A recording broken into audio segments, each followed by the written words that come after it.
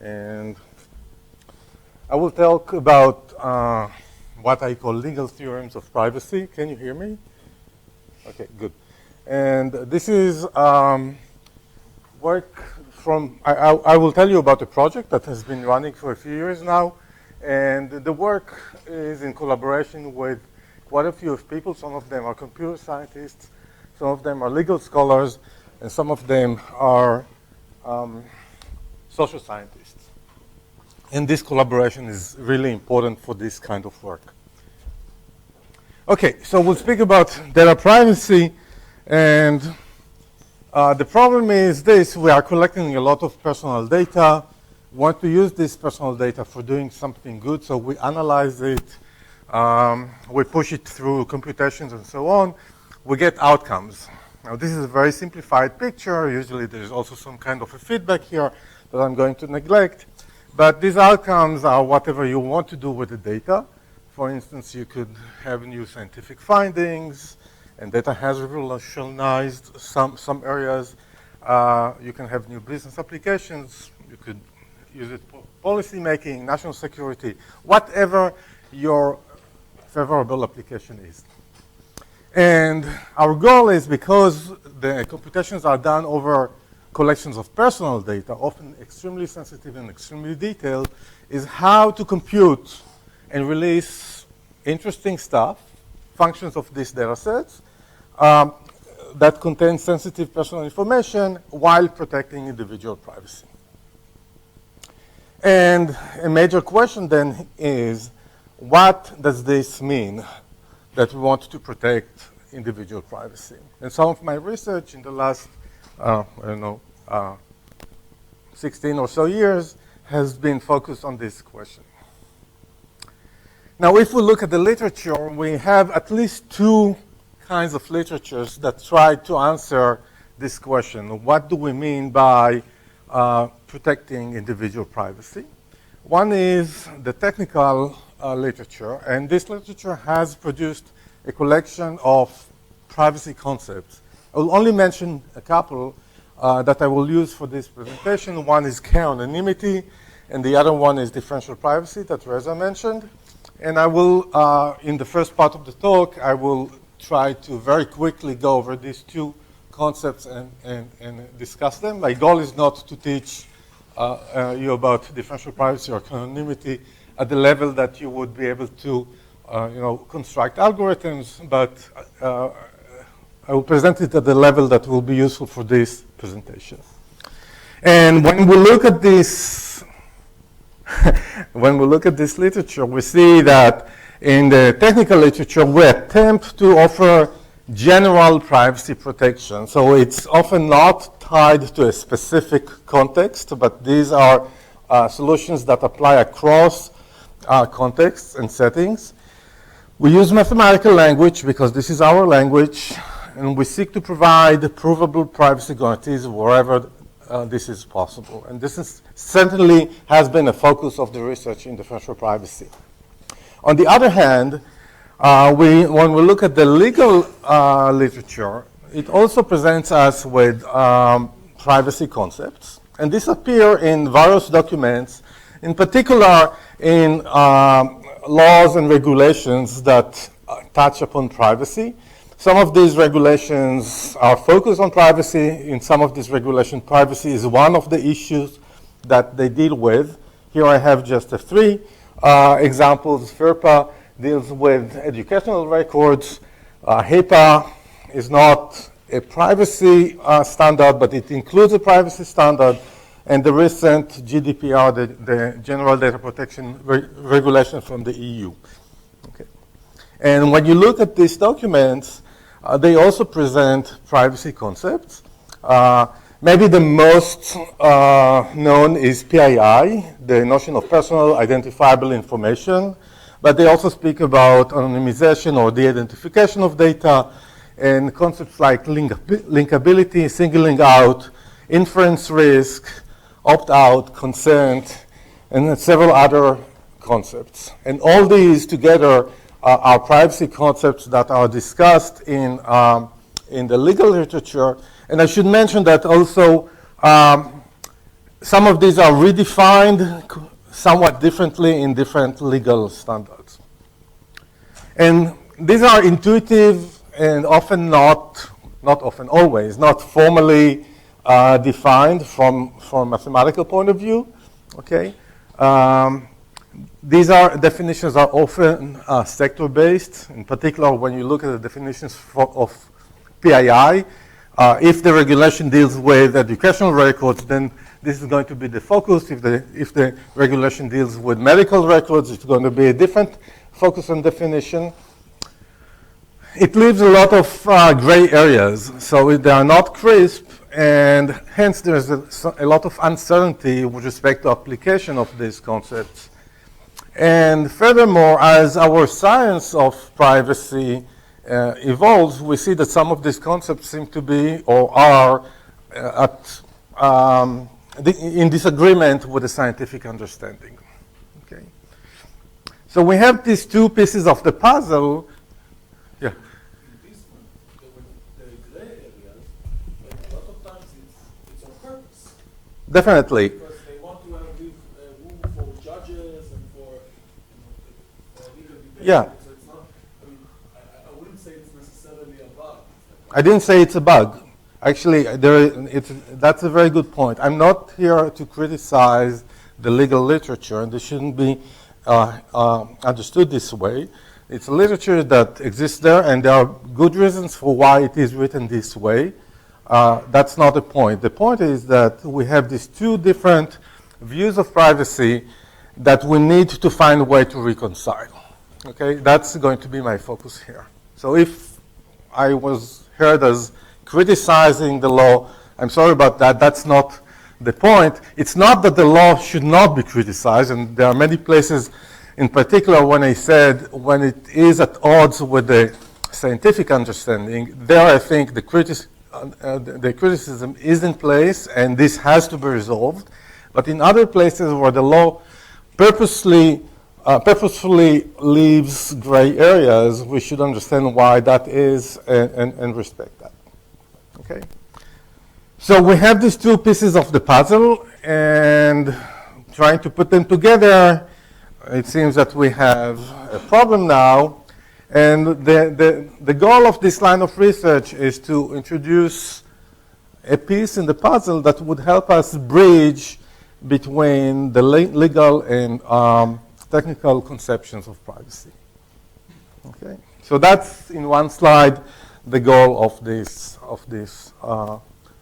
presentation. Good. And as I said, this is an ongoing project. It began as part of Harvard's Privacy Tools project. It's by now, I think it's a project that runs for more than 7 years. I'm still part of this project since it began.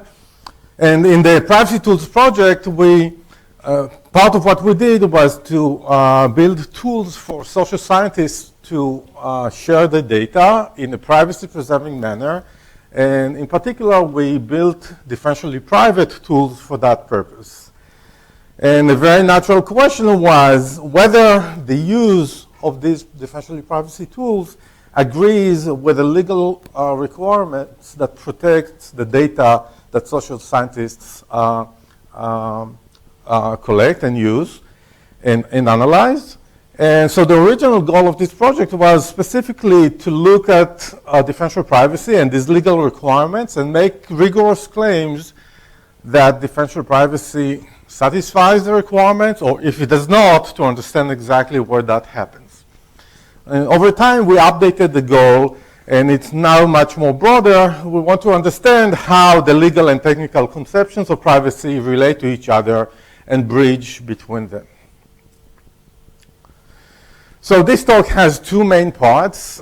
First, I will give some background, and this is going to be a very, very quick sweep through these two privacy concepts, k-anonymity and differential privacy. Do stop me if you have questions. Again, my goal is not to educate you about all the capabilities of differential privacy or even how these algorithms are being constructed, but I do want to convey the main properties of the concept, and similarly with k-anonymity.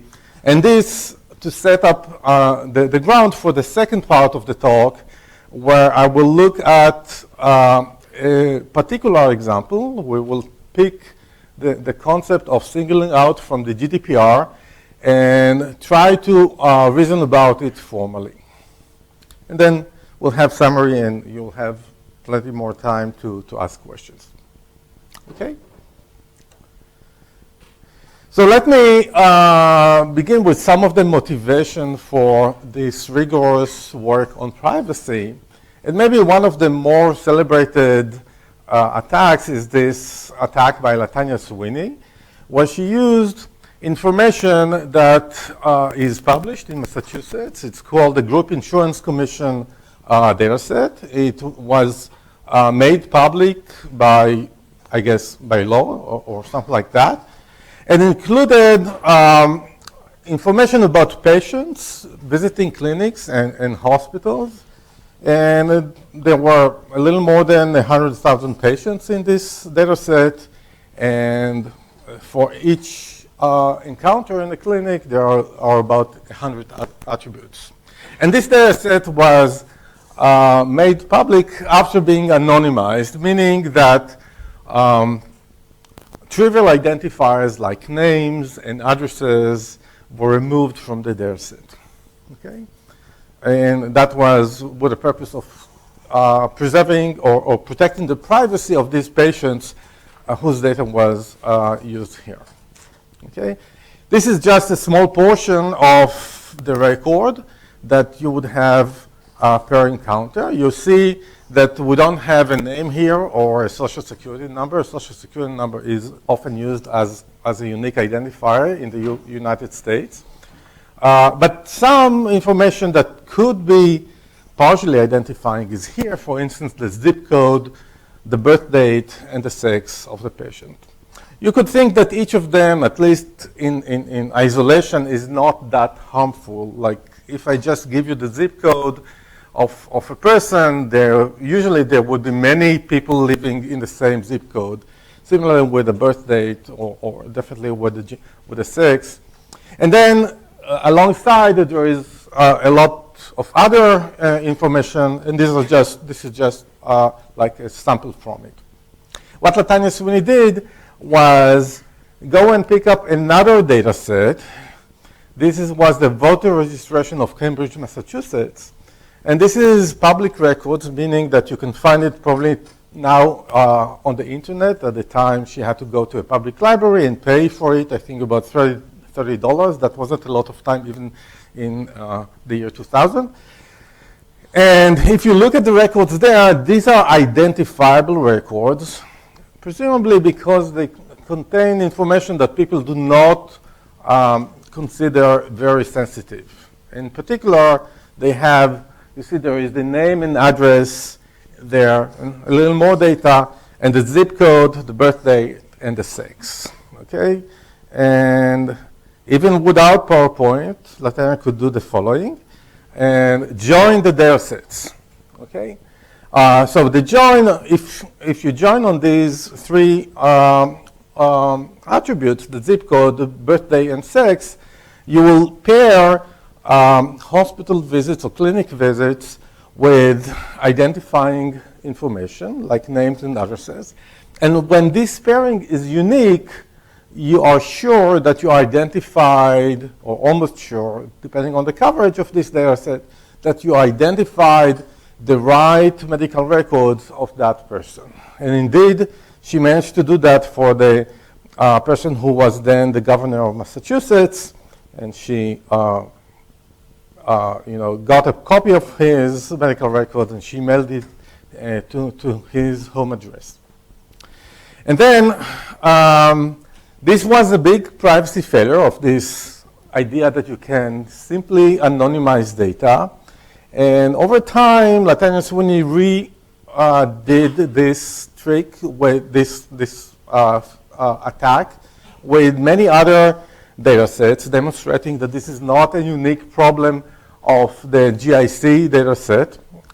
And furthermore, researchers, including some who are in this room, have devised new attacks that differ from Nathaniel's attack. And what we see is that traditional techniques of protecting privacy fail and fail and fail and fail and fail and fail and fail and fail and fail and fail and fail and fail and fail. And this is a slide I made about 5 years ago, so it should have a lot more failures here. Okay. But it's fun to show it. So you could think that this killed privacy altogether. If these are the only techniques that we could use to preserve privacy, then we are certainly at trouble. And I would say that we are probably at trouble because these techniques are still in massive use, and they're hardwired into a lot of our regulations and the way people think about privacy. A few takeaways from these failures, and the major one for me is this lack of rigor that we see in the traditional techniques. People suggested techniques that sound intuitive, and indeed, if you think for a little while, maybe you don't find a failure or a weakness. And indeed, maybe these weaknesses were not that important when some of the techniques were suggested in the 70s or in the 80s. But the information regime has changed dramatically since the days that these techniques were suggested, and they have not been updated appropriately. So this lack of rigor that we see, most of these techniques have not been analyzed mathematically in a rigorous way, leads to these anticipated privacy failures. And I can see how this happens in several ways. First, there was lack of rigor in setting clear, meaningful privacy goals. In many cases, privacy and anonymity were taken as being unanimous. It's not clear that this is right, okay?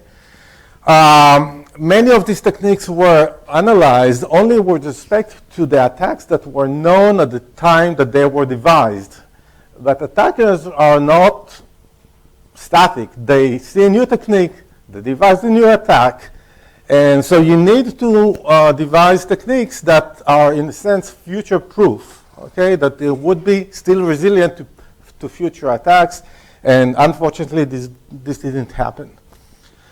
Furthermore, in many of these cases, privacy was seen in a quite naive way, as if you could look at each data release separately. Now we understand that combining data releases, okay, can be crucial. It may be that each of them is privacy preserving in separation, but when you put them together, you are trouble.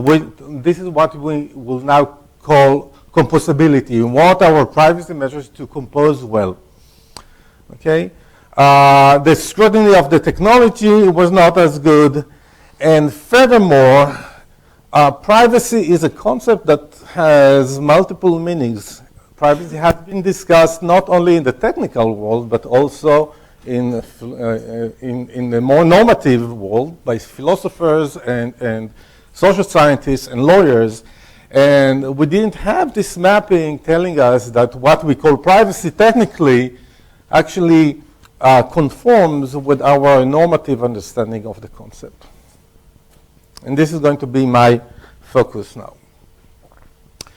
But before I get into the mapping between the technical and the normative, I want to ask whether we can do better technically and go over these two concepts, k-anonymity and differential privacy, as to present concepts that were introduced after Latanya Sweeney's attack, and later on in the talk to understand whether we can map them into the normative or into concepts that come from privacy law.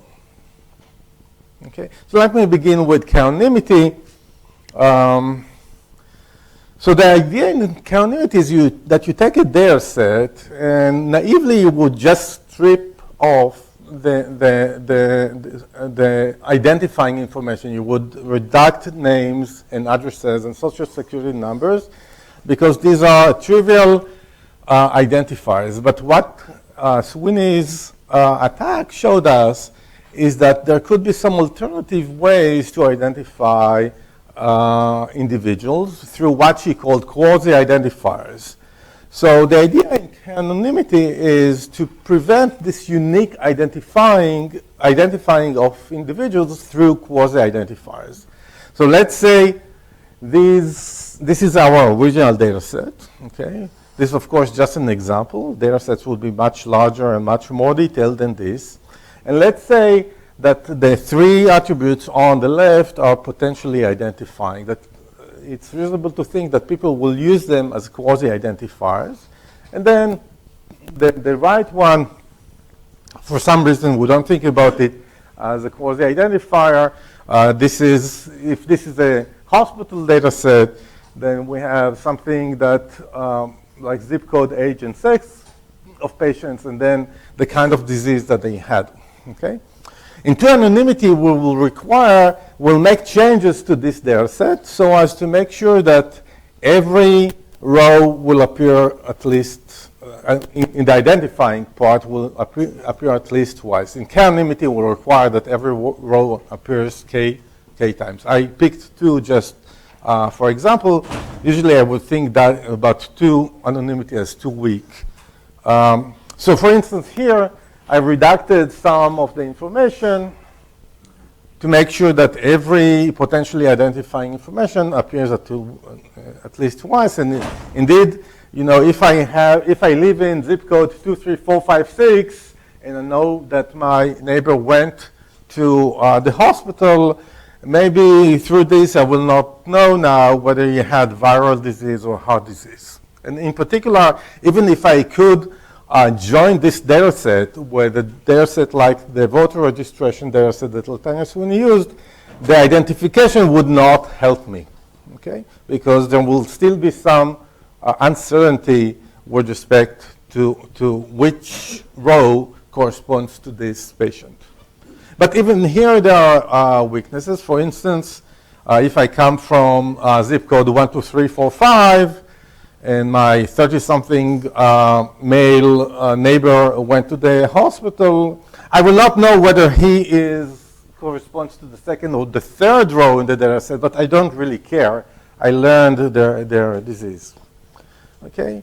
So this is a weakness of k-anonymity, and people have identified it and improved the notion, suggesting variants that I will mention in a second. So the question is whether this preserves privacy, or whether this provides privacy. And I think that we are in disagreement with respect to this. There is a controversy here.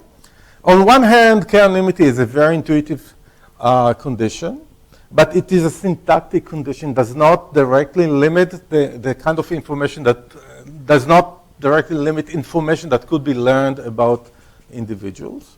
Okay, it's a syntactic condition on the outcome of the anonymization process, and it was designed to foil one very specific attack, and doesn't indeed foil that attack, but it's not clear that it would foil other attacks. Okay, and I mentioned that there are these already in the simple example that I gave.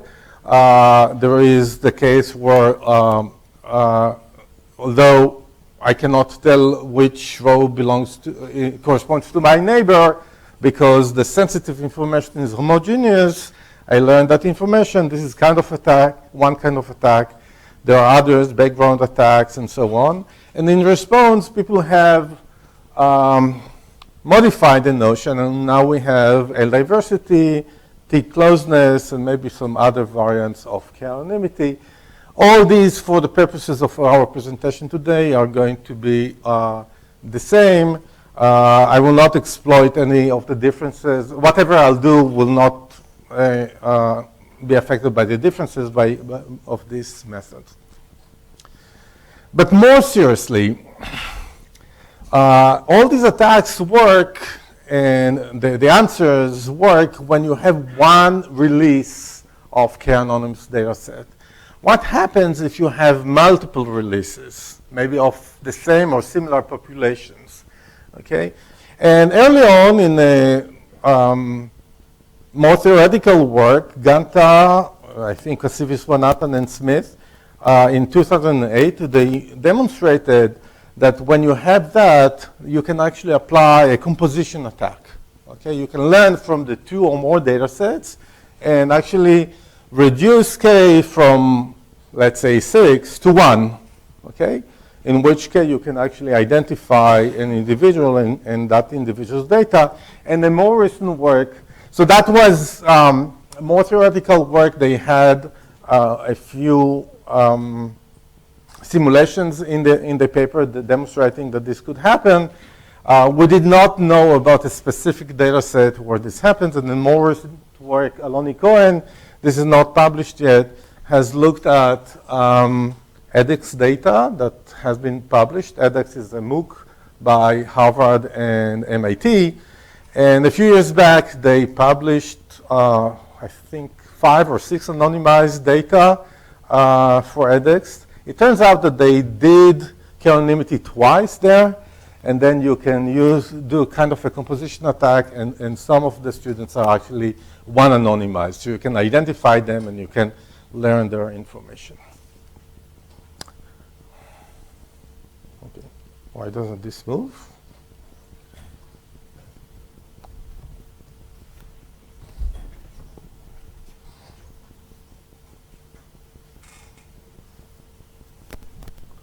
Okay.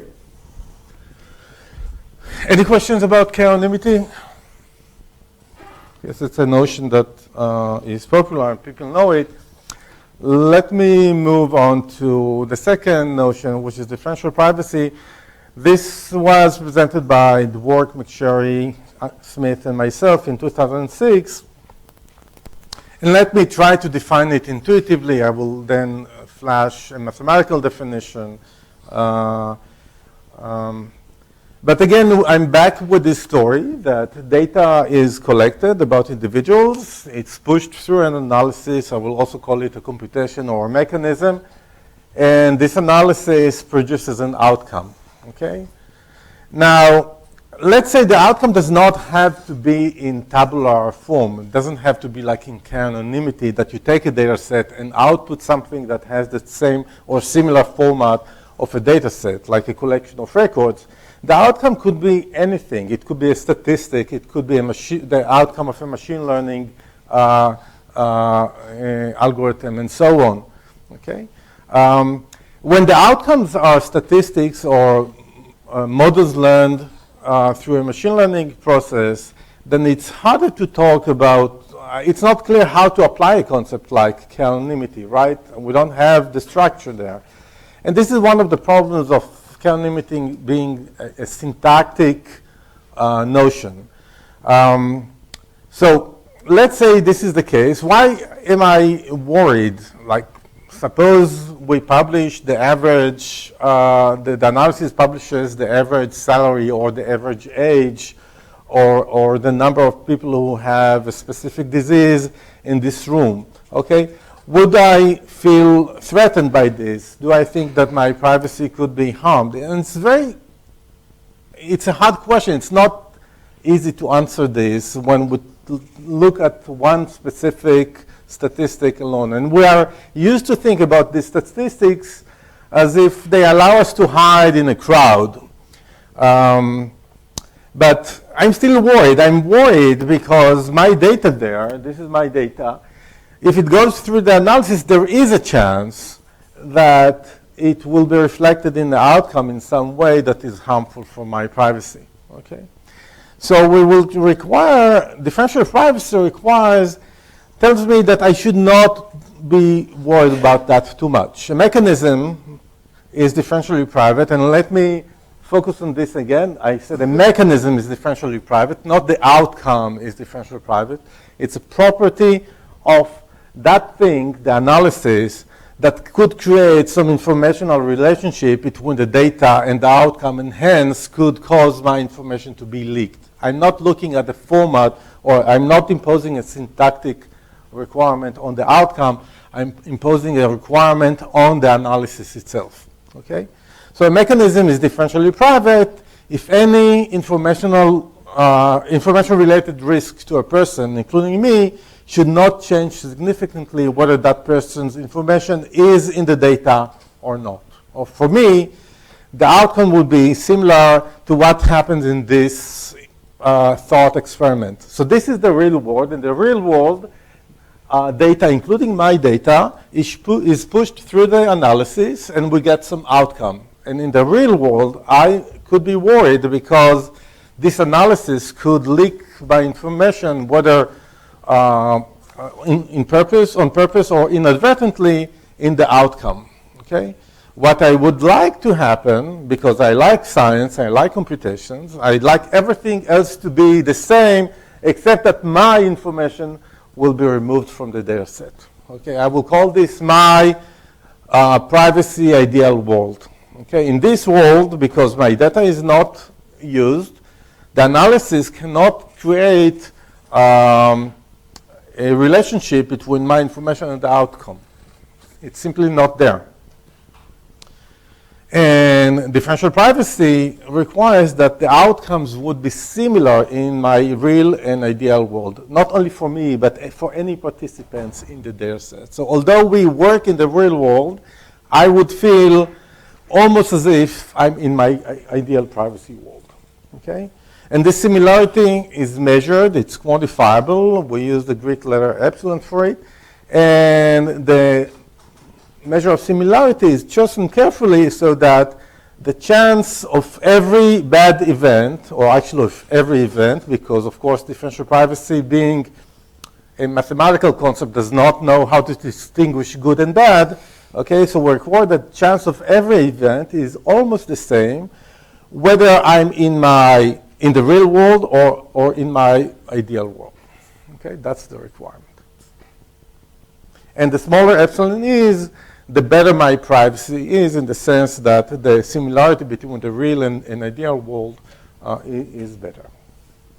This is the mathematical definition. We will not need it for the presentation today, but let me just go over it quickly.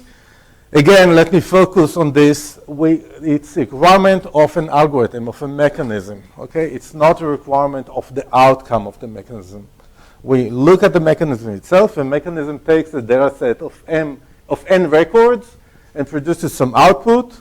And we say that it satisfies differential privacy. Actually, there are two parameters, but let's ignore the delta. It's usually a tiny, cryptographically small number. And we require that for every data sets that are neighboring, in the sense that they agree on every entry except for one. So think about this as if I put my real information into the analysis or some fake information. Okay, so we'll look at every such pair of data sets, and we require that the outcome of the mechanism, the outcome of a mechanism is distribution over outcomes. Okay, we require that these two distributions with my real data on the left, this is m of x, and with the neighboring data where maybe I change my value, that the probability of the event S is almost the same. We require that they would differ multiplicatively by at most a factor of e to the epsilon. If epsilon is a small number, then e to the epsilon is 1 plus epsilon. Okay? And it's okay if you did not get this, because we're not going to use this in the rest of the presentation. And why do we like differential privacy, except for the fact that we introduced it?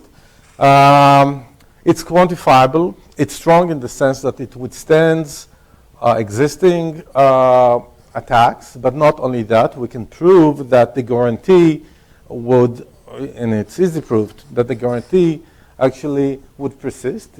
It's not conditioned. It's unconditional. We don't have any condition on the guarantee.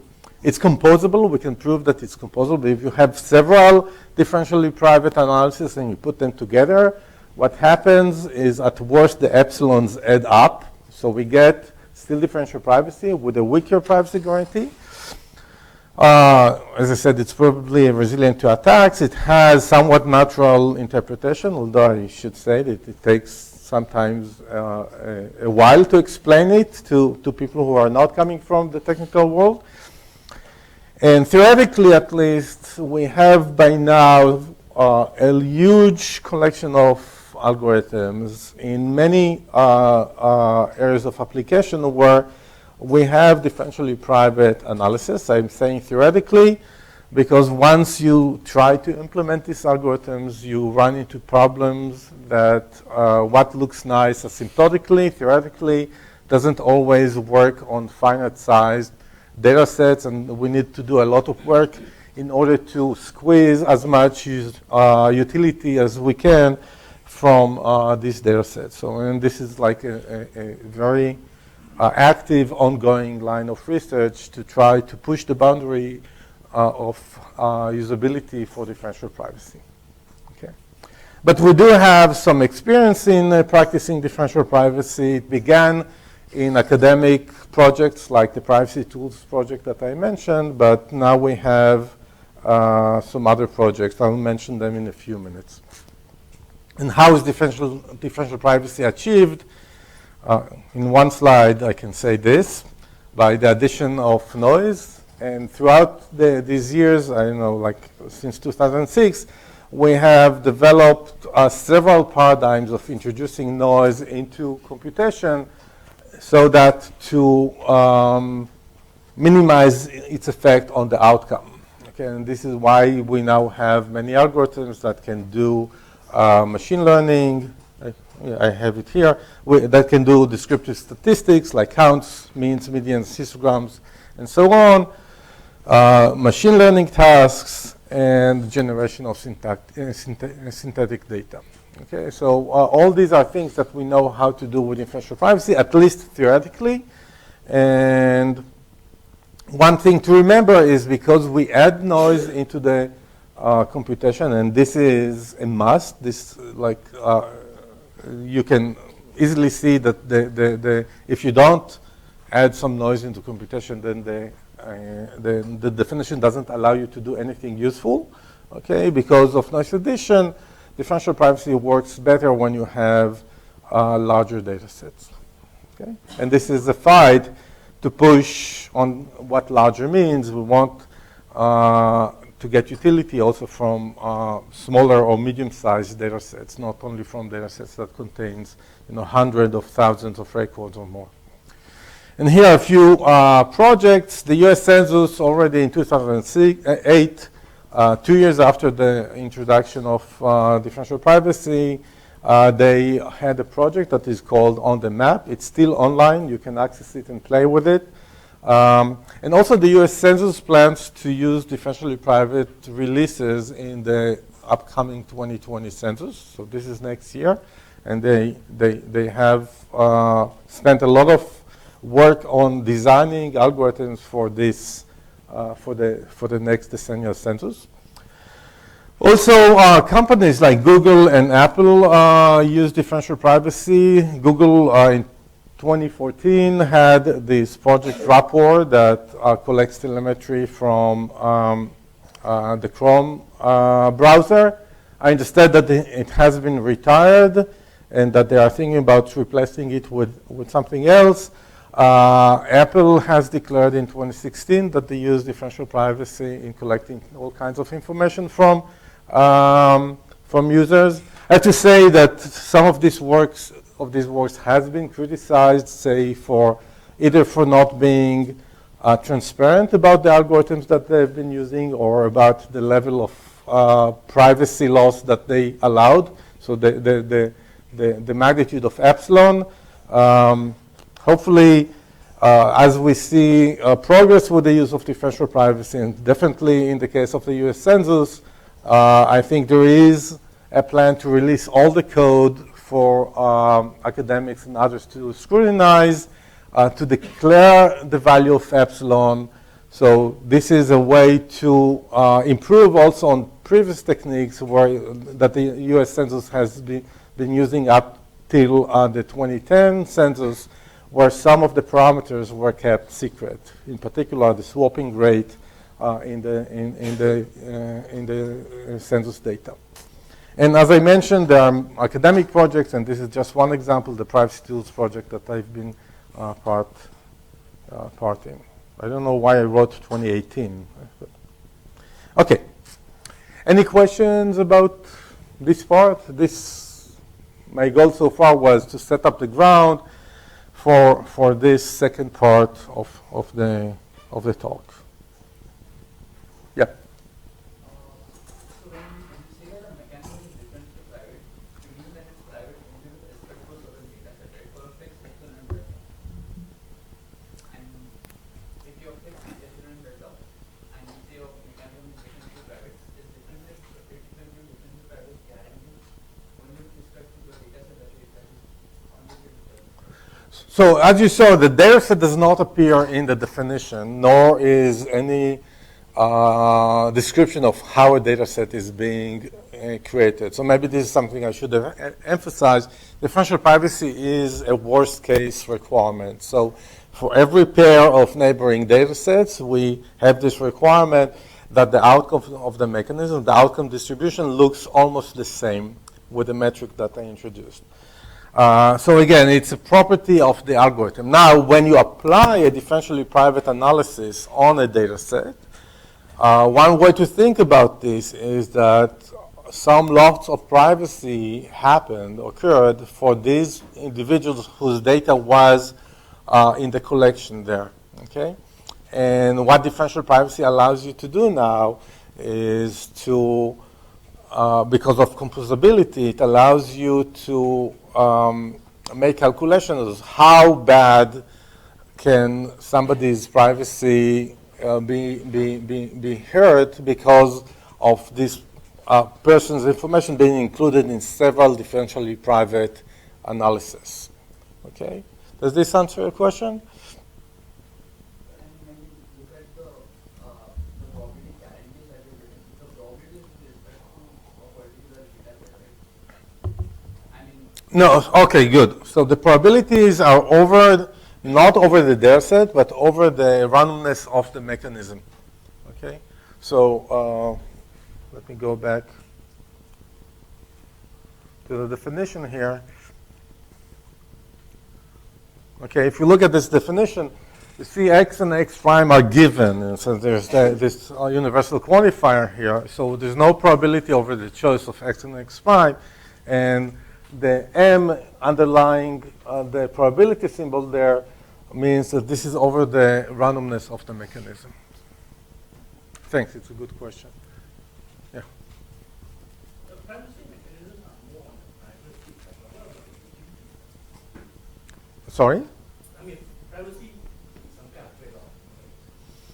Right? So if the privacy mechanism is mostly defined on the privacy side, it may not say so much on the utility side. You're right. So the definition of differential privacy on purpose does not address utility. It imposes a condition on the mechanism.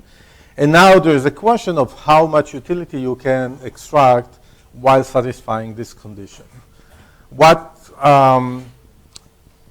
It's easy to write privacy definitions that don't allow any utility. For instance, just the privacy definition would say the mechanism output 0, period, okay? It's not very useful. I wouldn't give a talk about this today. So there is a question of whether differential privacy is a definition that allows you to extract enough utility from your data. And there is a debate around this, and I think it's a good debate. We need to understand that, and we need to understand if there are other definitions that allow to get more utility. There are several points where we can show that differential privacy allows you to extract, at least asymptotically, as much as possible, in the sense that if you extract more utility, we can prove that privacy is breached.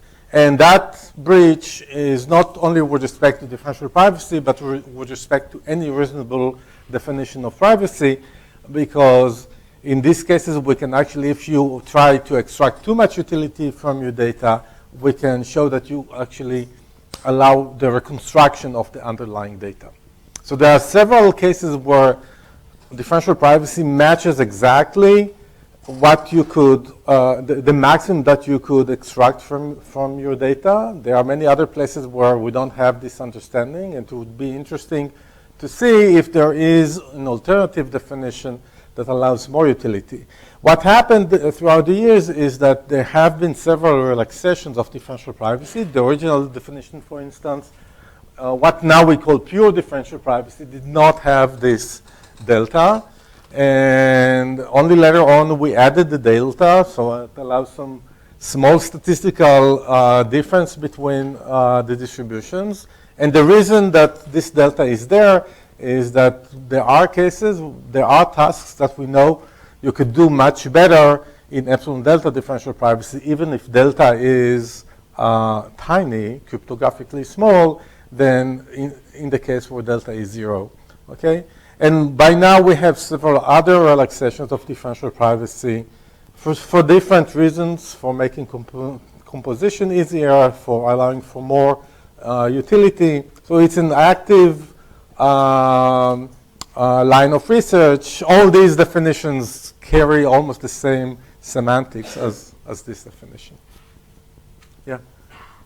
So practically, as we discover more algorithms for this, what are the typical values of epsilon and delta? And because you see, the algorithms in cryptography start with certain key lengths, and then over time you figure out better and better attacks as computation powers increase, and you kind of increase those key lengths. So Yep. there are analogs that you're seeing here now. I think so. I think we are now just at the beginning of usage of differential privacy, and we don't have experience. We don't know what epsilon 0.1 versus epsilon equals 1 means. I think we all understand that if you take epsilon to be 100, then it's meaningless because e to the epsilon there is a huge number. Okay, or even if you take it to be, I don't know, 20. But we don't understand exactly what happens when you use reasonable values for epsilon. And my guess is that we will need to go through a process similar to what we are doing in cryptography, although technically very different. We'll have to start working with some epsilon, let's say 0.1 or 1, okay, and see what we get from that in terms of utility, but also in terms of consequences to privacy. And as we gather more experience with differential privacy and hopefully develop techniques for analyzing what happens to privacy, we could, navigate with this number and get to the right place. Currently, because we're both at the time where I don't think we have extracted all the utility, we did not get really the most practical algorithms for differential privacy, although in theory, in many cases, we have tight bounds. That's one thing, and we don't have experience with differential privacy yet. We're really at this position where we need to make a choice, however hard it is. Maybe it will not be perfect, and start navigating to the right number with experience. But this is like the question of epsilon is like maybe this is the $1 million question for differential privacy. It's being asked all the time, and it's a legitimate and right question. People have addressed it in several ways, including trying to model it economically. And so I think we are making progress on that. We will develop tools to understand how to set it up eventually. Okay, let me continue now to the second part of the talk, where I want to talk about computer science and privacy law. Let me begin, and computer science and privacy law is very broad. I'm going to be very narrow here, actually, and only talk about a specific concept from privacy law. Okay, but let me mention a little some related work. We're not the first trying to marry concepts, technical concepts, and normative concepts. And one work that has this, that did this at least to an extent, it is the work on contextual integrity by Helen Nissim, where she created a framework for reasoning about privacy as norms about how information should flow between contexts. Context, think about it like when you go to your doctor or when you go to your banker or at home or in school and so on. And she argues that we have norms, whether they're explicit or implicit, that discuss or control how information should flow between these contexts. And when these norms are being violated, this is when we feel that our privacy has been breached. Okay?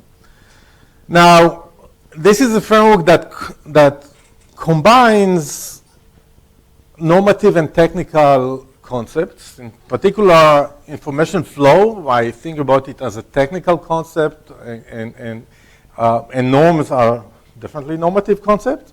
But it's not accurate from a mathematical standpoint.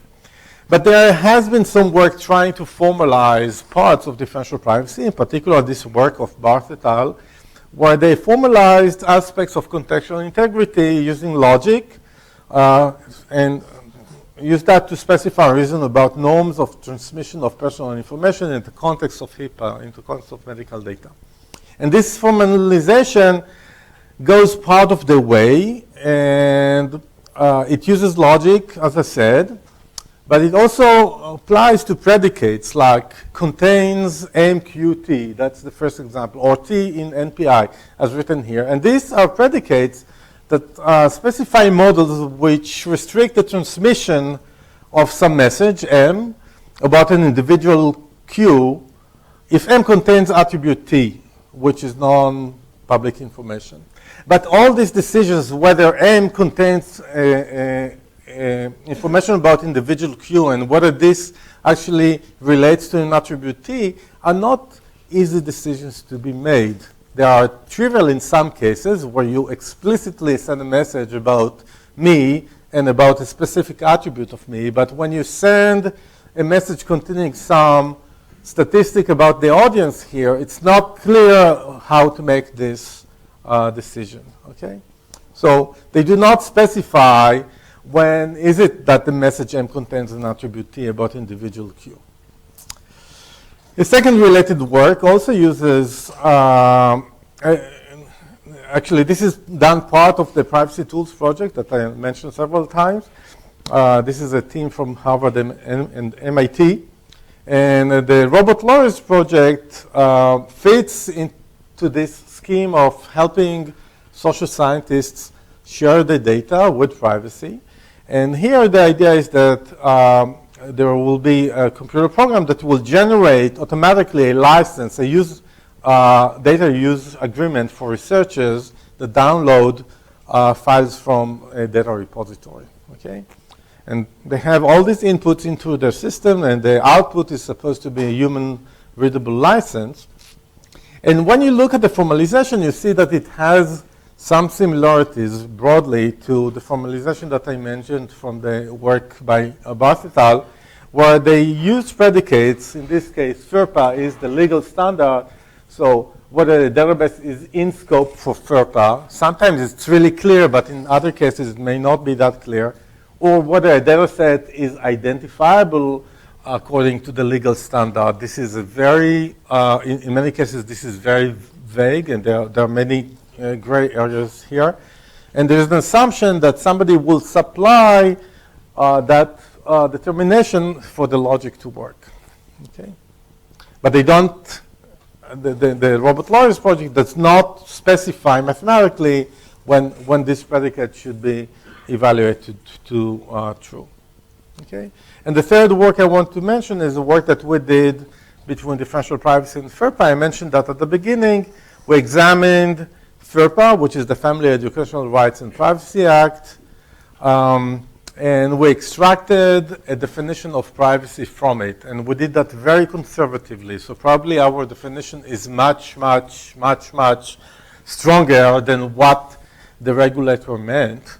But we did that for several reasons, in particular, in order to say the regulation being written in English or legalese is inherently ambiguous, And we wanted to steer away from this ambiguity. So to be on the safe side, we, in a sense, strengthened the requirement. And this worked well for us because although we probably strengthened the requirement very significantly, we could still prove that differential privacy satisfies the requirement. And that was the result of this work. So let me now get into more recent work with Alonik Cohen about the GDPR. Okay? So the GDPR, I'm sure you've heard this term many times in the last 2 years, and we all got emails telling us that companies are using our data in some ways. This is the full title. It's a mouthful. I will not read it, but what I will mention is that the GDPR has repealed another privacy regulation in the EU. That's the Data Protection Directive from 1995. Okay, it was implemented in May 2018, not that long ago. This is stuck again.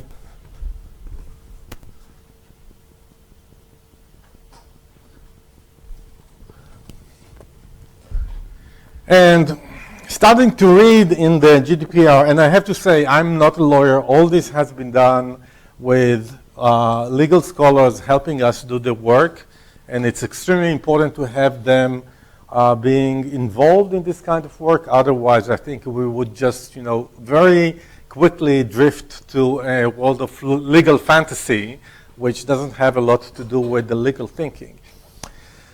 So when you begin reading in the GDPR, in Article 1, it sets the scope of the regulation. It says this regulation lays down rules relating to the protection of natural persons with regard to the processing of personal data. So if what you have is personal data, then the GDPR applies. Okay? And then you could ask what personal data means, and in Article 4 of the GDPR, it says personal data means any information relating to an identified or identifiable natural person. An identifiable natural person is one who can be identified directly or indirectly. Okay? So we understand that personal data has something to do with the data being identifiable, or including information about identifiable persons, natural persons, so not corporate and so on, and actually even not deceased persons. And then when you are trying to understand what identifiable means, in another part of the legal standard, in recital 26, so the standard is divided into articles and recitals. Roughly, recitals are there to explain some of the concepts in the articles, although I see that this is not consistent throughout the document. In recital 26, they say, to determine whether a natural person is identifiable, account should be taken of all the means reasonably likely to be used, such as singling out to identify the natural person directly or indirectly. Let me say a few words about this recital. This recital is copied almost verbatim from the Data Protection Directive, so from the previous standard. They also had it recital 26. The only difference is that they added here the words such as singling out. Okay, the 3 dots there don't hide any other means reasonably likely to be used. This is the only example given in the recital. I removed other text, but not like other kinds of attacks that should be taken into account. Okay, and what we know now is that there is some relationship. If you can single out in your data, okay, then it's identifiable, and then it's personal data. It's not an if and only if condition, okay, because maybe there are other means that are reasonably to be used to identify the asset, but if you can single out in the asset, definitely it is identifiable, okay? Now, I wish there was a recital 726 explaining what singling out means, but the combination of these two words appears exactly once in the GDPR. And so to understand what singling out means, we had to resort to other documents. And luckily, the DPD, the Data Protection Directive, has set up a working group of experts from member states. This is called the Article 29 Working Party. And this is a working party, as I said, it was set by the directive. It was an advisory body with representatives from the member states. It produced opinions, recommendations, and reports. These are very valuable documents that help us understand concepts in the Data Protection Directive, okay, and the requirements. And once the GDPR, like in last May, when it became active, this working party was succeeded by another body. It's called the European Data Protection Board, EDPB, and this Data Protection Board has acknowledged the continuity of the work provided by the Article 29 Working Party and endorsed its documents. So currently we still have the documents written by the Article 29 Working Party, and these are the documents that we work with. Hopefully over time, the EDPB will update these documents and will teach us new stuff. When we look at the Article 29 Working Party, there were two documents that were relevant to us. One is a document that actually tries to explain what anonymization is, and the other one is a document that explores different technologies and tries to make a determination whether they protect or against which threats they protect. So what they say is about identifying, or so they say it's as regards indirectly identified or identifiable persons.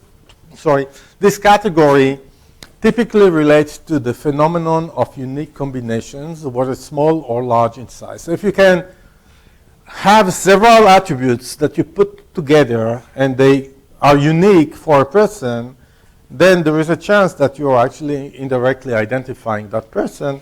And they say, in particular, a name may itself not be necessary in all cases to identify an individual. This may happen when other identifiers are used to single someone out. Okay? And in the second document, as I said, they go over a collection of technologies on the left, and this part of the table is relevant for this talk. They ask for each technology whether singling out is still a risk, and you can see that for k-anonymity and diversity, they say it is not. You can see that for differential privacy, they say it may not be a risk. Okay, so it's not fully determined because it's not a yes or a no. Okay, and this is somewhat at odds with what I told you. I think that differential privacy is like currently probably the strongest notion of privacy protection, and we'll revisit this table. What's that? There is. No. Look.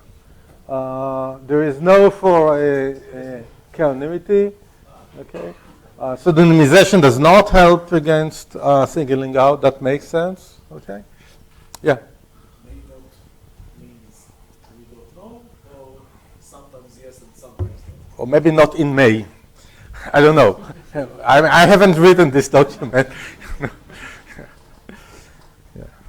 But I want to say something positive about this addition of singling out to the GDPR. I think if we compare it with older privacy standards, legal privacy standards that only mention anonymization, so this seems to be a higher bar on the requirement, so good for them. And here are two reasons I think they may have, maybe these are reasons that they consider adding this. One is if you look at many of the attacks that I mentioned in an early slide, many of these go through a stepping stone where you first single out individuals, and only then you do linkage or something like that. But I think another interesting answer is that we realize that complete identification is not always needed for harming privacy. And actually, on the internet, you can, in many cases, treat persons differently, even if you do not know their name or address, okay? And singling out is a tool that allows you to treat persons differently, okay? That almost always suffices. So what does singling out mean? And so there's a paper by Paul Francis and others that suggests a definition. It's not completely formal, but this is what they write. They suggest that singling out is what I will call isolation. And if there is exactly one person that has this attribute, so if you can come up with a description that matches exactly one person in the data set, okay, then you have isolated, in their case, singled out that person. Let me give you an example. Here's, like, let's say this is the Netflix award data set. It's a fake data set here, okay, with 3 persons. Here are 3 isolation examples here. There's exactly one row in the underlying data that contains the sting. So if I say the person who watched the sting, I isolated in this data set. Also the person who watched Mulan between February 19th and March 10th. It's unique here. And the person that did not watch the sting and did not watch Mulan between February 19th and March 10th is also unique indeed. So there's 3 ways to isolate in this data set. So you could ask whether single out is indeed isolation, as they suggested. And to answer that, let me propose a model, okay? Let's say our data set is drawn IID from some underlying distribution. We don't know the distribution. I don't like the IID assumption, but I don't have ways to get around it yet, okay? So if you have ideas, please let me know.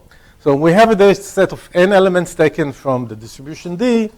Then we push that through a computation or mechanism or analysis, and the mechanism produces some outcome, whether it's statistics or a too-anonymized data set or whatever.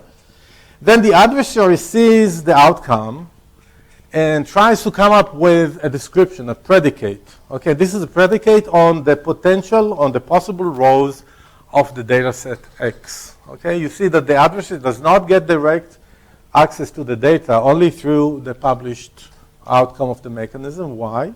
And the adversary succeeds in isolation, okay, if this description matches exactly one row in the data set.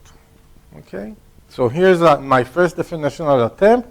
I will say that M, again, I'm focusing on the mechanism, not on the outcome, because of the lessons we learned from differential privacy or from previous analysis. We say that M is secure against singling out if no adversary can isolate a row except with tiny probability. Okay, and the probability here is over all the randomness, A, M, and X. The problem is that this is impossible or to the least problematic. Let me tell you why. Okay, let's consider a trivial adversary. So for the trivial adversary, it tries to attack the same data set, but gets to see nothing about it. Okay, doesn't get the outcome of the mechanism. You would think that if this adversary only manages to isolate with negligible probability, then definitely this adversary does not have better chances. The problem is that this adversary has quite a high probability of isolation. For instance, if the data set contains 365 people or 365 birth dates, okay? And the adversary chooses as a predicate just one birth date, okay? then this predicate matches about exactly 1 over 365 fraction of the universe, assuming there is no February 29th. Then a simple calculation shows that isolating a row just by pulling this predicate succeeds with 37, with success probability 0.37. This is actually 1 over E. These things, the calculation here is converging to 1 over E. Okay? So what we get is that even without getting anything about the data set, in this case, the adversary succeeds with huge probability. Okay? Definitely if the adversary can try several times, or if the adversary has a way to check whether they succeeded, then this jumps very close to 100% very quickly. Okay? So we can trivially isolate, and this definitely is a problem. So whenever the data is rich enough, doesn't have to be so rich, an adversary can do it. So more generally, if the adversary chooses a predicate that matches about 1 over n fraction of the universe, okay, then the probability that the adversary manages to isolate a row is greater than 1 over E, meaning it's at least 37%. Okay? This is a problem. And you could think that in the previous example, I used the fact that these are birth dates, okay, to choose the predicate. What if I don't know exactly what the underlying distribution is? But if we use the leftover hash lemma, we can actually apply it to whatever distribution we have here. And as long as the distribution has mean entropy, which is at least logarithmic in n. So we don't even need high mean entropy for this to succeed. Okay? And this is an easy algorithm for the adversary. It's a trivial algorithm. Okay? So what does this tell us? I think it tells us that defining singling out via isolation alone is problematic. Okay? But also, we have a baseline here. We have something to compare with. If we look at the trivial adversary, okay, clearly any attacker can do at least as well as the trivial adversary. We should require that the attacker should not do much better than the trivial adversary. That would be a definition. Okay. I said this, and we said that the trivial adversary success hinges on choosing a predicate with weight about 1 over n. It doesn't have to be exactly 1 over n. 1 over polynomial or something like that would also be fine. So I want to change the definition in order to take all this into account. Let's define the weight of a predicate as the probability that this predicate evaluates to 1 over the underlying distribution. Okay? And now we can define a baseline. So suppose we require the trivial adversary to output a predicate with a specific weight or weight that is close to that specific number. Then the baseline would be this simple calculation. It's n times the weight times e to the minus n weight. Okay, here the table will tell you a little more. If the weight is negligible, the baseline is negligible. Like if the weight is about 1 over n, we saw that we have 37 success probability. But if the weight is negligible, then the success probability of the trivial adversary is also negligible. Okay, and similarly, actually, if the weight is something like greater than log n over n, but we're not sure that this is an interesting and relevant area. We think that the low weight area is more interesting. So we can now define security against predicate singling out, and we don't call it singling out, but predicate singling out to leave the room for other definitions. And we say that M is secure against predicate singling out if no adversary can, with non-negligible probability, output a predicate that matches exactly 1 row, so it isolates, but also it has non-trivial weight, or the weight has to be bounded away from 1 over n, so that the baseline is going to be very small. Okay. Yep. When you say that no adversary on knowledge? Or So the adversary could know the distribution, and that's it. Yeah. he might also have samples from that distribution, right? Or The adversary could sample from the distribution because he knows the distribution, but the adversary does not have any information about the data set X except for Y. Okay?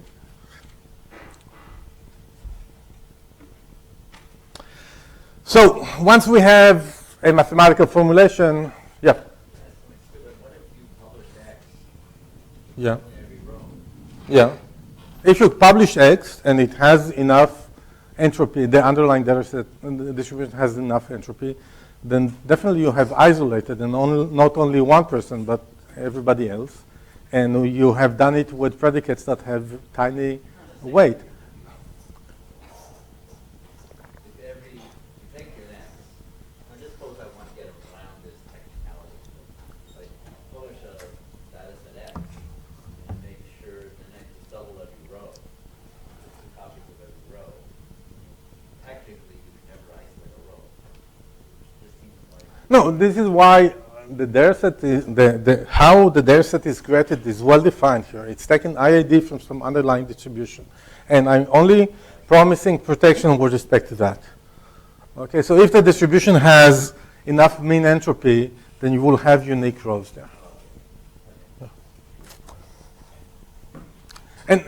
But like protecting X and the data set X by publishing it is probably not a good idea, okay? Anyways, just to make that clear. Okay, so once we have a definition, we can analyze its properties because it's by itself a mathematical object. And so we can ask questions like whether security against predicate single out self-composes, okay? We would like privacy notions, good privacy notions, to at least compose well with themselves, okay? The problem is that we can prove that there exist two mechanisms. Each is secure against predicate singling out, but when we compose them, we don't get security against predicate singling out anymore.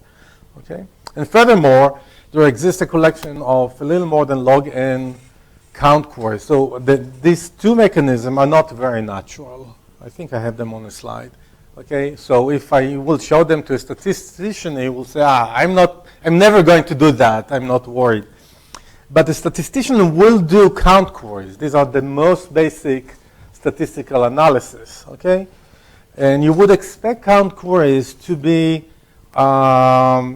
secure against singling out, not only with respect to our definition, but more generally. And what we show is that there is a collection, small collection of count query mechanisms that each is secure against predicate singling out, and then I would say probably against singling out also other variants of the definition. But when you compose them, they're clearly not secure against singling out. Okay? So this indicates that there is probably an inherent limitation on this notion of singling out. Does not mean that the notion by itself is bad, but it means that the notion by itself is insufficient, because if you have a privacy notion that does not self-compose, as I said, you're in trouble. Because we usually have, in this world, we have many users of data, not only one. Oh, so here's the example with two mechanisms that don't self-compose. Can I take a few more minutes after? I have time until? Okay. Here's the example. So we have a data set. I will not get into the details how we do that, but we use the first n-1 elements in the data set to extract some secret, okay? And we prove that this, it doesn't work with any extractor, but we prove that the way we do it satisfies predicate singling out, okay? So this is one mechanism. The second, so this mechanism outputs S. The second mechanism does not output S, but it uses it to encrypt the last row in the data set, okay? So we output this encrypted thing S XOR XN, okay, with one time pad. And we prove that this is also secure against predicate singling out. I want to say that the proofs are not trivial, although it may seem very, very intuitive here. But of course, when you put both of them together, you reveal xn, okay? And if the data set has enough mean entropy, then this is, then the adversary manages to single out, okay? And as I said, this may not look like the most natural use of a mechanism, but we have a variant that uses count queries. Okay. I want now to go back to the question of whether these two technologies satisfy the requirement of singling out. And I will now compare them with predicate singling out, but I want to claim that this comparison, what I will prove now, actually has implication beyond like the specific definition that we made, that it has applications for the GDPR. Okay. So differential privacy, let's begin with the easier part. We can prove this theorem, that differential privacy protects against predicate singling out. And the proof is interesting in the sense that it creates some connection with generalization properties of differential privacy. This is an area that has recently emerged already, like in the early days of differential privacy. Frank McSherry made an observation that differential privacy, in a sense, automatically generalizes. But this has been shown in a sequence of works to work also. The original observation was in average case, and this has been shown to work in worst case. But interestingly, also the proof here goes through these ideas. But more interestingly, I think, for k-anonymity, does it satisfy predicate singling out? Now we have an arsenal of analysis techniques that we can apply on it. And maybe this is the first time that k-anonymity actually got a rigorous mathematical analysis from a privacy point of view. Okay, so let's say this was our data set. We applied the 3 anonymizer. Again, I think 3 is a small number. I would use larger just for the picture here.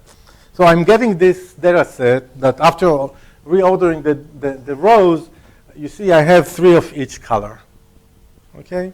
So here I'm also going to the extreme. Let's say I took into every attribute could be a quasi-identifier, not only the traditional ones. Here are a few observations.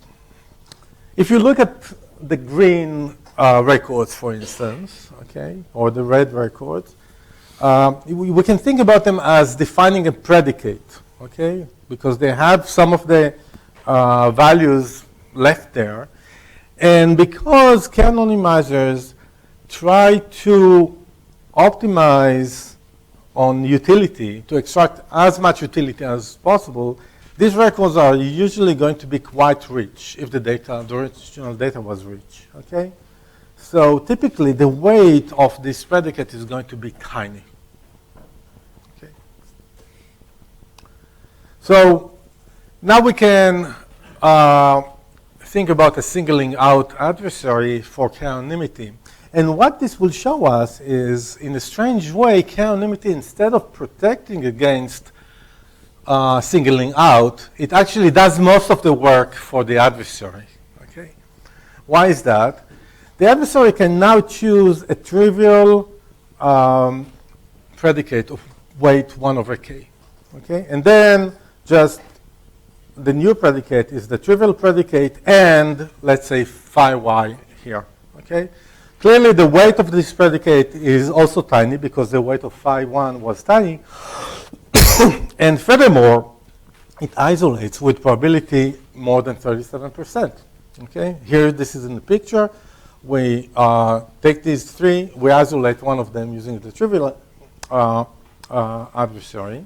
Okay? There's some technicality that is needed to for this that I'm, hiding from you. We need to show that after seeing this phi 1, there's still enough mean entropy so that the trivial adversary would succeed. But this is indeed the case. And hence, we get that once we get the outcome of a k-anonymizers, in many cases, we only need to do very little in order to single out. So what are the implications for the GDPR? I would say that the positive results, for instance, about differential privacy, have restricted implications. And the reason is that maybe this notion that we have is too weak. In particular, I'm worried about this assumption that the data set is drawn IID from some underlying distribution. This is something that I would like to avoid, but I don't know how to do that yet. And also, we don't assume any auxiliary knowledge on the side of the adversary. Okay. But the fact that this may be too weak suggests that preventing predicate singling out is necessary, but maybe not sufficient for satisfying the GDPR requirements. And hence, with respect to differential privacy, we think it requires more research and more legal analysis to see whether it satisfies the requirement. On the other hand, when we have a negative result, because it's kind of a weakened model, any technology that protects against singling out should withstand this weakened model. Okay? And the fact that we show that that k-anonymity does not satisfy predicate singling out, we think it's a strong evidence to the fact that it does not provide sufficient protection against the GDPR notion of singling out. Okay, in contradiction to the analysis by the Article 29 working party. I should say that that analysis does not come with a formal mathematical analysis. Actually, we don't know exactly the thinking of the working group and why they made that determination, whereas we have now a rigorous mathematical analysis of both technologies. Okay? I hope it's stuck for the last time.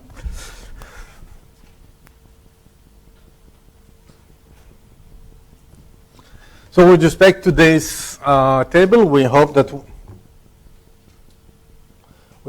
when the EDPB will reconvene and think about these documents from the Article 29 working party, that they will reconsider the conclusions with respect to k-anonymity and diversity. I mean, all the attacks also apply to diversity. Okay, let me summarize, and then if we have a few minutes, I can answer a few questions. We started with the concept appearing in a legal document, and we modeled it mathematical to get a technical concept of privacy. And I want to claim that this modeling had implications for the legal concept. I think we still have some way to go back from the technical concept and recreate a legal concept of singling out, and this is some work that we're interested in doing. In more detail, we started with the GDPR notion of singling out. We defined predicate singling out security after ruling out a naive interpretation of this notion. Once we had that, we could look at predicate singling out and ask whether it self-composes and also whether it is resilient to post-processing. The answer there is yes. We saw that it does not self-compose. And furthermore, the analysis suggests that the notion of singling out in the GDPR more generally than PSO security doesn't compose because of the simple examples we have there. And then we looked at the technologies with k-anonymity. We can show that it does not, that it's not predicate singling out secure. Okay, and we think that this has legal implications, that the k-anonymization does not prevent the GDPR's singling out requirement. And we show that differential privacy is predicate singling out secure. We think it's an evidence that it does prevent the notion of singling out that the GDPR is talking about, but we need to be on the safe side. We need to do some more work there. And let me just end by flashing these references that underlie this talk. The first paper is the paper that I mentioned, analyzing FERPA and differential privacy. The last paper is available on arXiv. This is the paper where we analyze the notion of singling out. The second one is a paper that asks whether or points to the gaps between the technical and normative or mostly legal definitions of privacy. And the third one is an explainer of differential privacy that I think is probably too easy a read for this audience, but maybe better for other audiences. Thank you.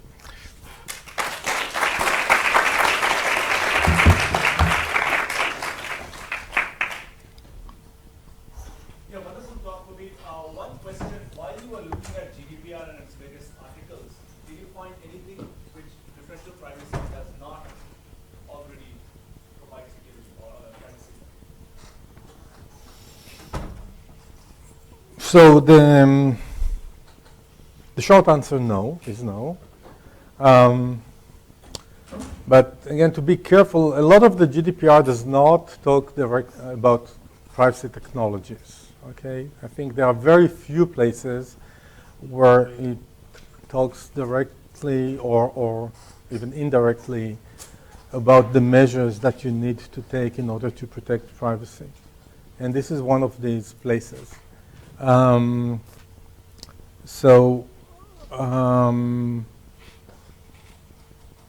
I would say no with just to be on the safe side. Say first, I have not read all the document. Okay, I've read parts of the document, and I have not explicitly thought on how requirements that are not speaking about directly about technology, how they could be applicable to technology like differential privacy. Yeah. Other questions? Yeah. It's a general question about GDPR. So I haven't read it myself, but I understand there's quite a lot of criticism that is quite vague. Sorry? I understand that there's quite a lot of criticism that is quite vague. That is not very well defined. I mean, that's what so I think it's too early to say how effective the GDPR is going to be with respect to actual data protection. Legal documents, legal standards tend to be vague in places. And I think part of our role is where we think more clarity is needed, we should provide the analysis, maybe similar to what I showed today. I think there is some sense in leaving some of the standard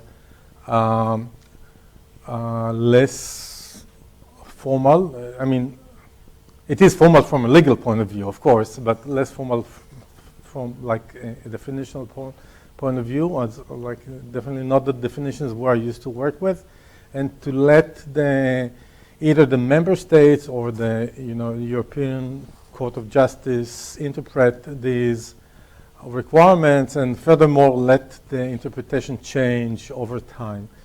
So there is something that I don't fully understand, to be honest, on how on the logic behind the creation of legal documents. I understand better how to write, technical documents, not legal documents. But I think we have to respect the fact that there is, it's not something that happens without thought. The fact that they are sometimes vague. Sometimes it's a bad artifact of the fact that many people and organizations were pulling to different directions, and this was kind of a trade-off or compromise, but sometimes it is there for a good reason. Yeah. So I would just say let's wait and see what the GDPR, where the GDPR takes us. I think in some ways the GDPR definitely is stronger than the previous the Data Protection Directive, and also a lot of the U.S. Legislation, and the fact that there is a focus on enforcement that we haven't seen in other legal standards of privacy. Okay, and I think that's a good, that's progress. By itself, I don't think that is enough, and we'll need to see how different parts of the requirements, how meaning would be cast into different parts of the requirement by the legal institutions in Europe. But that will take a few years. Yeah. So you mentioned that IID sample is kind of a very strong element, and then we will want to have dependency between them. I'm sorry, I don't hear you well. Sorry. So you mentioned that IID samples is like a very strong element, and you would want to model dependency between the samples. Yeah. So is the bottleneck in like formalizing the model to do that, or because I mean there are like multiple. Yeah. So if you will call the definition of differential privacy, and I repeated that several times, it's a worst case definition with respect to the choice of the data. And we spend a lot of thought on how to make the definition a worst case definition. Like before that, we had Bayesian notions of privacy and things like that, where my worry about Bayesian notions is that what happens if the assumption breaks? Do we lose privacy? Okay. So similarly here, what happens if the data is not IID? Now, there's almost no data that is IID, okay, in the world. We sometimes make that assumption as a simplifying assumption when we do machine learning and so on. But I wouldn't want security or privacy to rely on an assumption that is can be broken so easily. In the sense, the IID setting is the easiest setting for the anonymizer, okay? So this is why I'm worried about it. You're asking why we couldn't get rid of this assumption. And the answer, yes, we could not create a model which we thought, captured the risk of singling out reasonably without making an assumption on the underlying distribution. So far, we didn't manage to do that. It may be that this is an inherent issue with singling out, but I don't have strong evidence for making a claim like that. It would be interesting to continue looking into the notion and seeing if we can come up with arguments similarly to those that I came up with composition that tell us that, it's something we have to live with because inherently singling out cannot be defined unless you make some assumptions on the underlying data. But I don't know that this is the case. There was a question here. It seems like considers a case of narrowing down to one person. Does it make sense to consider a marginal case of narrowing down to K on that person? And if it makes sense, does the differential privacy imply that notion of privacy? So it does make sense. We chose not to do that. You could add a parameter and say what happens if you analyze a couple or if you isolate a couple and so on. Differential privacy would still protect against that. We felt that the singling out has, a single in its in the concept. We felt that the focus was on actually isolating a person. But I think what you're saying definitely makes sense, and one could extend the definition and theory to deal with this. Yeah. Is there restriction more with respect to distribution being IID or the randomness of it? Because if we look at the definition of PSO security, the randomness also involves the randomness of sampling the data set. But for differential privacy, we don't have the randomness over data. Yeah. So yeah, it is. If there's just randomness in X, that's not enough. For instance, it could be that, X, all the data X is like all records are identical, but each record is very rich. Okay, this will have a lot of randomness. I will not be able to isolate in such a data because everybody is the same. Okay, so I do need some variance between the records in the underlying data set. I don't know exactly how much variance I need there. But the question was about the guarantees that PSO security provides because it's relying on the randomness of the data set. Right? So the security does not rely on, like, the definition does not, sorry, you're right. The definition does allow you to rely on the randomness in the data set. Yeah. Yeah. Yeah. I agree. Yeah. As I said, I wish I had the worst case notion here. I don't know how to put a reasonable worst case notion. Semantically, what can we reason about the PSO security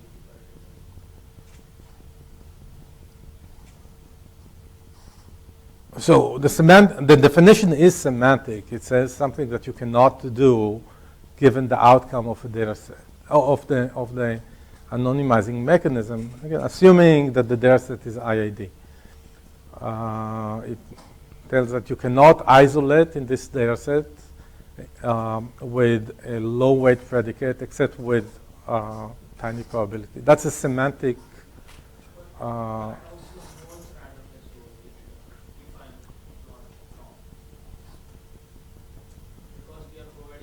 Right. The probability that you will succeed in isolation with a tiny weight is very small, and the probability is also taken over the data set. It's not, but it is a semantic property. Okay. It does not talk about the syntax of the outcome. It tells you something about your inability to perform some task given the outcome of the mechanism. Okay. So what is your view on the privacy tools and techniques that you need to develop that could be used in the court, right? Because they need to make a decision whether this is compliant with GDPR Yeah. or not. And, it seems like it's a hard problem. Yeah, so I think, ironically, probably the problem in court is too easy because litigators would usually bring in experts that would make, a claim, let's say about differential privacy, that it's the technology that most experts agree is the best available today, and hence it will be legal to use it. Okay, I think. Ironically, this is going to be too easy. It will not tell us about the relationship between differential privacy and the expectations of the regulator. Okay, what is expected to be protected, and this is what we're trying to do in this work. Ideally, if we'll manage to do this with a collection of legal privacy concepts, we could come like more equipped to the discussion in court and say, here is a reasonable interpretation of these legal requirements and reasonable technical interpretation, and now we can compare our technology and the technology that we choose to use with respect to these requirements and say, which are satisfied, which are not, which are satisfied only partially. But we're not there yet. I think one of the reasons I'm interested in this line of work is that I think we are very rapidly heading towards a world where the mix between what we're doing technically and the legal requirements is going to be, the boundary is going to be very blurry. And in order for this to continue making sense, I'm worried about a world where technologists will make legal decisions and about a world where legal scholars or lawyers and judges making technical decisions. We need to make sure that these connect in some way. And this is one of the things that drive me to work on this.